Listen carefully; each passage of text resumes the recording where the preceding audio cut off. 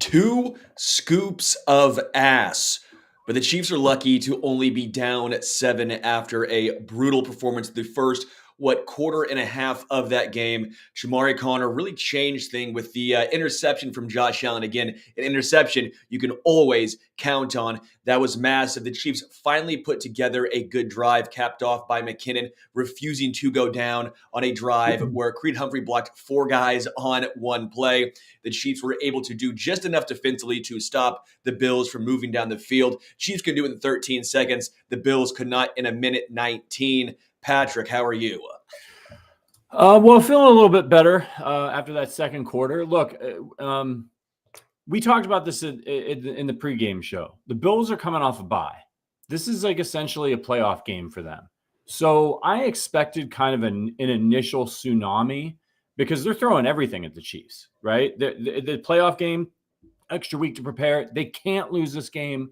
So they threw a lot at the Chiefs. And what we talked about at the pregame show was watch out for James Cook. He's really good. They don't use him enough. When they use him, they're very dangerous. That's exactly what they did. James Cook got a touchdown pass. He was running really well. But the Chiefs started to claw their way back into it. They got the offense going a little bit when they weren't shooting themselves in the foot. So, is it good? No. But if after all that, after that first quarter and a half in particular, you're going into the locker room only down 7.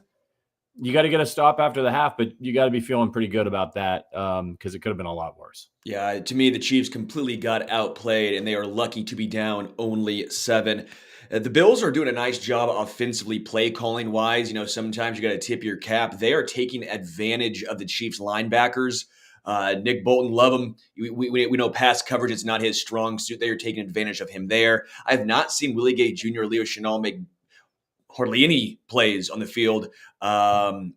James Cook is feasting, especially in the pass game. That needs to be addressed. Stephon Diggs, Dalton Kincaid, Dawson Knox. When there's a big third down, where are they looking? They're looking to the middle of the field because, quite frankly, the Bills are smart to do this as well. L'Jarius Sneed has been locked down on the outside. L'Jarius on Stephon Diggs on the outside has been outstanding. There's one positive there. But one thing that's been frustrating the hell out of me is the lack of consistency. I don't want to blame the refs, right? The Chiefs have played horrendous.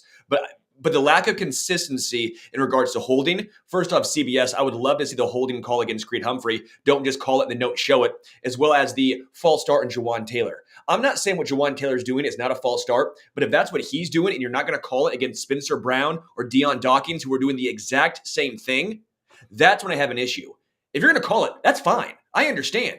But call it on both sides. That to me is excruciating. I'm surprised Andy Reid has not been going off on the refs so far. Again, that's not why the Chiefs are down 7. The shooting themselves with the penalties, the horrendous interception where he throws it to AJ Espinosa on a screen pass to CEH, the fact the Chiefs wide receivers perpetually decide to put butter on their hands before the games. I don't know. That seems like a bad game plan to me. Maybe try and wear those gloves, the stickiest gloves in the entire world, and yet they still can't bring the ball in. I mean, that to me is beyond excruciating. And by the way, Rashee Rice, just really quickly, he's been really good.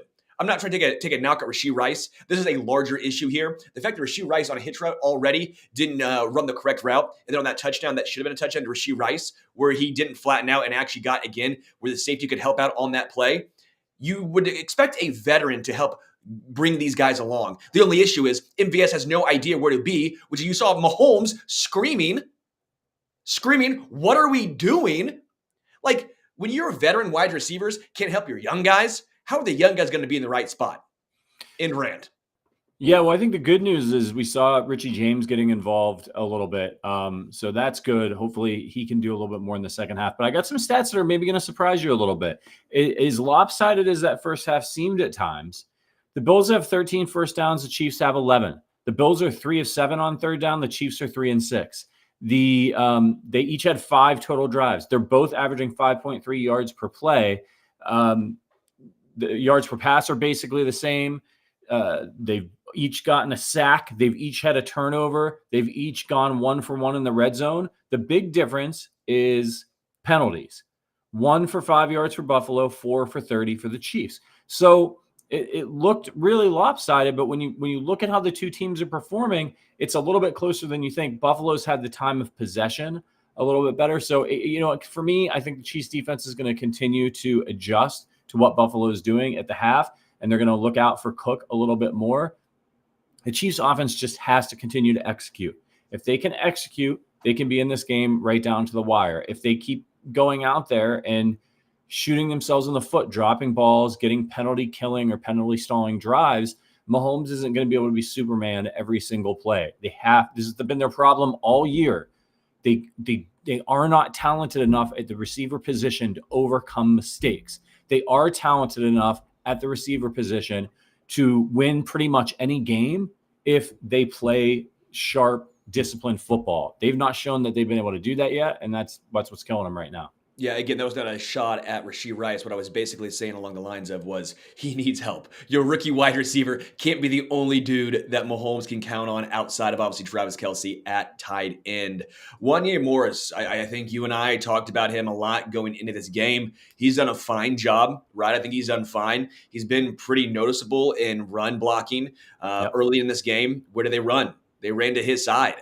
They ran with Clyde to his side, and that was when Clyde was running most effectively. Jarek McKinnon's touchdown was to his side. Again, McKinnon, huge run. That was just awesome. Great for him. Love seeing him in the bench press celebration afterwards. Again, that was a huge final drive that led in a touchdown, because outside of that drive, this was looking abysmal. You know, the penalties, the turnovers, nothing was going the Chiefs' way. That gave some hope, a spark of hope. As far as the defense is concerned, right? They gave up 14 points. The interception was massive. That stopped the bleeding. What do you expect to see from them in the second half? They got to try to take Cook away. I mean, that's the big thing. He's their leading receiver right now. The rest of their stuff is working, but he's allowing them to extend drives. And he's a little bit of a mismatch, right? Like, you put him on Bolton, that's a mismatch. So the Chiefs might need to figure something out. Obviously, you've got the injury to Justin Reed. I didn't see an update on what's going on with him or if he's going to come back in the game. But that hurts you a little bit as far as your DB depth and covering a guy like that. But Spags is going to have to figure something out. And then they got to finish the job and get to Allen. I know he's slippery, like they were right there a lot of times, but he's going to move around. He's going to extend plays. They got to try to get to him a little bit quicker if they can get their hands on him and bring him down. And that secondary back there has got to hold up, because we saw it on the play where Bolton had him dead to rights. Bolton played that play beautifully. He was right in front of him, and they just couldn't hold up in the back. And Allen was able to shovel it for the first down. And the Chiefs defense should know this well, because that's how Patrick Mahomes plays as well. Looking right here on Mitchell Schwartz, because I think he has a very good viewpoint. Obviously, all-pro right tackle for the Kansas City Chiefs back in the day. Someone asked why such an eagle eye on the Chiefs. Schwartz says, 1, refs miss stuff. 2, both the left tackle and right tackle move at the same time, giving the impression of a timed-up cadence. And that's why. So basically, the fact that the Bills have both the left tackle and right tackle moving early, but they're moving at the same time, making it seem like it's timed up. While when you look at the Kansas City Chiefs, who's the only guy moving? Who's the only guy? It's Juwan. And that's the issue. Yeah, and look, Juwan, you're right. Like, the officiating across the league this year has been horrible. I feel like we say this every year, but it's been bad. And it's also been very inconsistent. And I think that's the main gripe that a lot of Chiefs fans have when it comes to the Juwan Taylor situation. But look, the fact of the matter is, he gets paid millions of dollars. He's a professional. He knows there's an eye on him. He needs to figure out how to stay put so he doesn't keep drawing these penalties, because he's hurting the team. We can cry about the refs being unfair all we want. He's still moving early and getting flagged. So ultimately, he won't get flagged if he just stands there until after the ball gets snapped. So he's got to figure it out. And even in the play that he got flagged for, 2 plays later, he did it again and he didn't get flagged. So we can't have our cake and eat it too there. Like, he's just got to be a little bit better. He has to be. Once he's back there and he's blocking, he does a really great job. So if he can clean up the penalties, I think it'll end up being a good signing. But I mean, this has been a whole season of this. You got to figure it out. I will say the Chiefs looked pissed off. I liked seeing some fire from them. Again, you got to have something. Show that you care. And the scuffles going on, at least show me they care. They're not rolling over.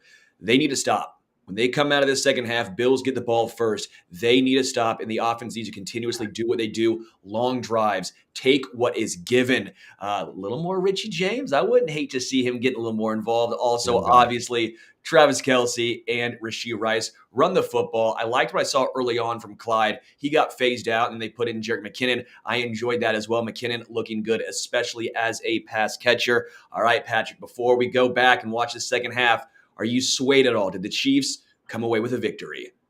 No, not yet. Not after the way they played in the first quarter. It was more the same from them. They have the ability to get back in this game and even win it, but I'm sticking with my prediction. They'll lose 28-21 unless they can tighten things up a little bit.